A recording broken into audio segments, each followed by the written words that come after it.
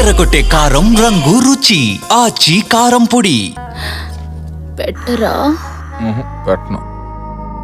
పెట్టరా తప్పదా? తప్పదండి. నాకు మంచం వీక్నెస్, నీకు లంచం వీక్నెస్. తీసుకో. అబ్బా 1.5 నువ్వు పెట్టలేదే. కల్తీ విత్తనాలు నాటితే పండేది ధాన్యం కాదు, శూన్యం. 100 గింజలు నాటితే 40 గింజలే మొలుస్తాయి, మిగతా 60 గింజలు మట్టిలో కలిసిపోతాయి. రైతులకు ఎంత నష్టమో తెలుసా? నేను అసలు ఒప్పుకోను. ఏంటి మీరు ఒప్పుకునేది?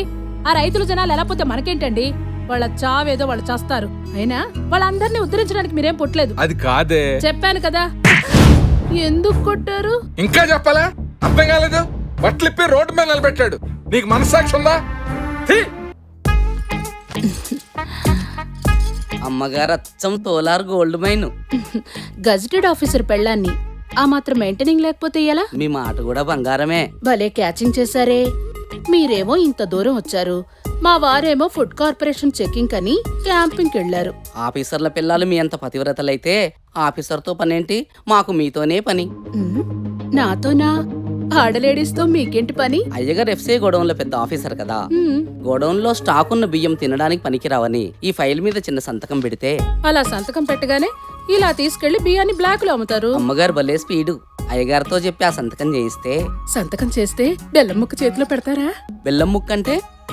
అబ్బా నేనే కోడ్ భాషలో అలా మాట్లాడుతున్నా. ఎందుకంటే ఏసీపీ వాళ్ళు తెగ రైడింగ్ చేసేస్తున్నారంట. అందుకనే బెల్లం ముక్కంటే ₹1,00,00,000. అరే తమాషాగా ఉందే. అయితే బెల్లం ముక్కే చేతిలో పెడతాం. అబ్బే బెల్లం ముక్క చాలదండి, కొబ్బరి ముక్క చేతిలో పెట్టాలి. కొబ్బరి ముక్క అంటే?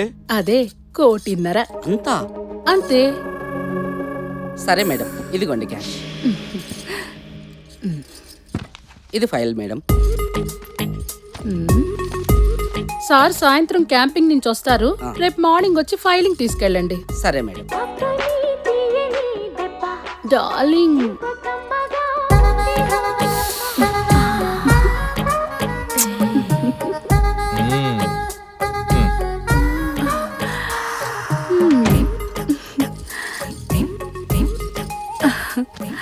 ఏంటో చూపు. సరసు మార్వాడీలు వచ్చారు. వాళ్ళు ఎందుకు వచ్చారు? మీ సంతకం కావాలండి. నీకు ఎన్నిసార్లు చెప్పానే నాతో ఇలాంటి పనులు చేయించొద్దని? డబ్బు చేదా?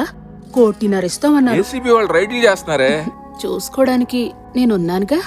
ఏంటి నువ్వు చూసేది? నా అరెస్టు అన్యాయమే, పాపం తగులుద్దే. తగలనియండి, దేవుళ్ళు అన్నది ఎందుకు? పాపాలు కడుక్కోడానికేగా. నా మాట వినవే. ఆఫీస్ లో నేను కాదంటాం, వాళ్ళ ఇంటికి వచ్చి నీకు అభిషేకం చేయటం, నువ్వు బెడ్రూమ్ కి వచ్చి ప్రేమాభిషేకం చేయటం. అమ్మో టెన్షన్ తో బీపీ, షుగర్, థైరాయిడ్ మొత్తం దిక్కుమాల రోగాలన్నీ నాకే వస్తాయే. పెట్టరా? నేను పెట్టను. పెట్టరా? పెట్టను. పెట్టరా? తప్పదా? తప్పదండి. నాకు మంచం వీక్నెస్, నీకు లంచం వీక్నెస్. తీసుకో.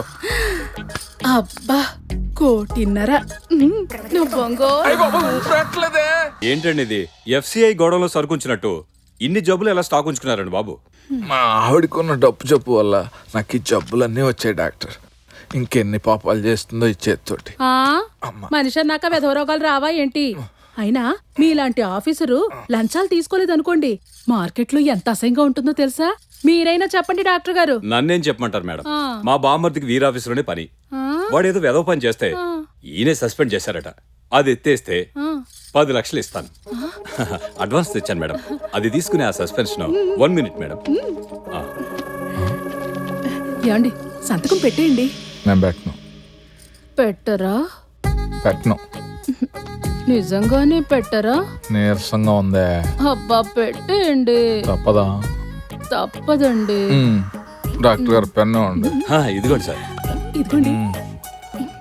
నీకు భోగాల వీక్నెస్, నాకు రోగాల వీక్నెస్. చూడు గాని తిండి గింజల విషయంలో ఫ్రాడ్ చేస్తే తిండి లేకుండా పోతారయ్యా. నువ్వెవరినో తీసుకొచ్చి కల్తీ ధాన్యం అమ్మిస్తానంటే నేను అస్సలు ఒప్పుకోను. మేడం గారితో ఆల్రెడీ ఈ విషయం మాట్లాడాను సార్. మేడం మీరు చెప్పండి. ఏంటండి మీ ప్రాబ్లం? ప్రాబ్లం ఏంటంటావేంటే, కల్తీ విత్తనాలు నాటితే పండేది ధాన్యం కాదు, శూన్యం. 100 గింజలు నాటితే 40 గింజలే మొలుస్తాయి, మిగతా 60 గింజలు మట్టిలో కలిసిపోతాయి. రైతులకు ఎంత నష్టమో తెలుసా? నేను అసలు ఒప్పుకోను. ఏంటి మీరు ఒప్పుకునేది? ఆ రైతులు జనాలు ఎలా పోతే మనకేంటండి? వాళ్ళ చావేదో వాళ్ళు చేస్తారు.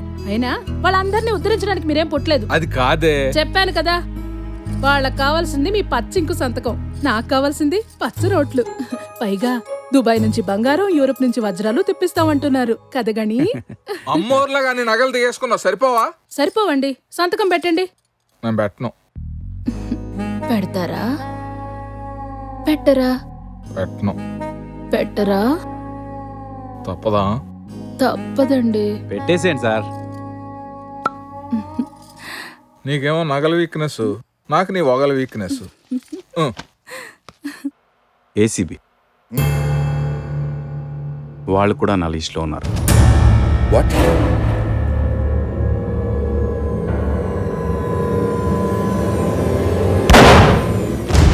అన్నిటికన్నా విలువైంది ప్రాణం. ఆ ప్రాణం కన్నా విలువైంది పరువు. ఆ పరువు పెంచుకోవడం కోసం మనిషి డబ్బు గడించడం మొదలు పెడతాడు. కానీ ఆ డబ్బు గడించాలన్న ఆశతో ఎన్నో తప్పులు చేస్తాడు. చివరికి ఆ తప్పుల వలన పరువు, ప్రాణం రెండూ పోయే పరిస్థితికి దిగజారుతాడు. తప్పు చేసిన వాళ్ళు ఇక్కడైనా అక్కడైనా శిక్ష అనుభవించక తప్పదు కదండి. అందుకోసం మీరు చూడాల్సిన నెక్స్ట్ జాతకం ఇప్పుడు గణపతి గారు రివీల్ చేస్తారు.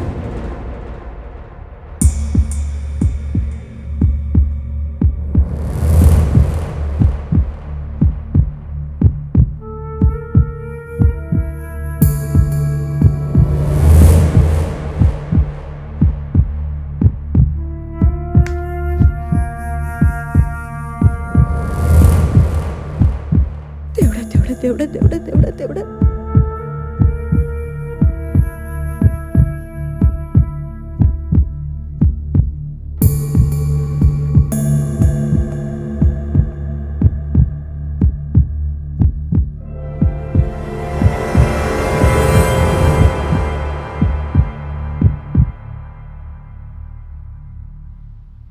నేను ఇంకెవరి పేర్లు చెప్పదలుచుకోలేదు. వాట్?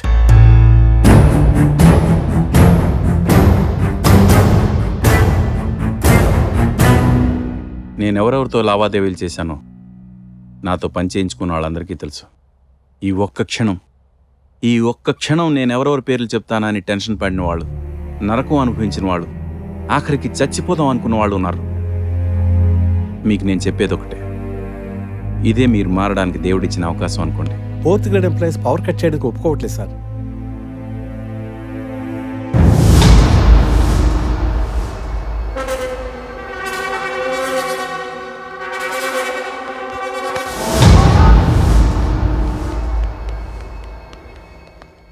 నేను చేసిన తప్పులకి ఇప్పటికే నేను చాలా నష్టపోయాను.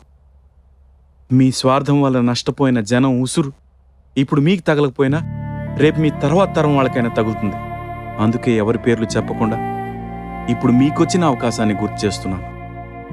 దీనివల్ల మీకు మంచిది, అందరికీ మంచిది. ఏమిటండి మీరు ఇంత దూరం వచ్చాక చెప్పనంటే ఎలా? తప్పు చేసిన కలుపు ముక్కల్ని ఏరి పారేయాల్సిందంతే. కలుపు మొక్కలు. లంచం తీసుకోవడం నేరం అయితే లంచం ఇవ్వటం కూడా నేరమే. అలా అయితే ఈ సమాజంలో ప్రతి ఒక్కడూ అవినీతితో ముడిపడి ఉన్నాడు కాదంటారా? మరి అలాంటి వాళ్ళని కలుపు మొక్కలుగా భావించి పీకడం మొదలు పెడితే అసలు ఈ సమాజంలో మనిషి అనేవాడే మిగలడండి. మీరు అవగాహన లేకుండా మాట్లాడుతున్నారు. నేను అనుభవంతో చెప్తున్నాను. ఒక్కడు కూడా మారడండి. నాకు నమ్మకం ఉంది. అమ్మయ్యా, ఏమండి మన పేర్లు ఇంక బయటికి రావు. ఎందుకు కొట్టారు? ఇంకా చెప్పాలా? అర్థం కాలేదు? బట్టలిప్పి రోడ్డు మీద నిలబెట్టాడు. నీకు మనస్సాక్షి ఉందా? నీ ఒంటి మీద ఉన్న బంగారంతో 100 మంది పిల్లలకు బంగారు భవిష్యత్తును ఇవ్వచ్చు. నువ్వు దాచుకున్న డబ్బుతో 1000 మంది పిల్లలకు గుండె జబ్బు నయం చేయొచ్చు. కొడతారా? కొట్టడం అంటే చంపుతారు. నా వీక్నెస్ తో గేమ్లు ఆడుకుంటావా? తెలుగు 1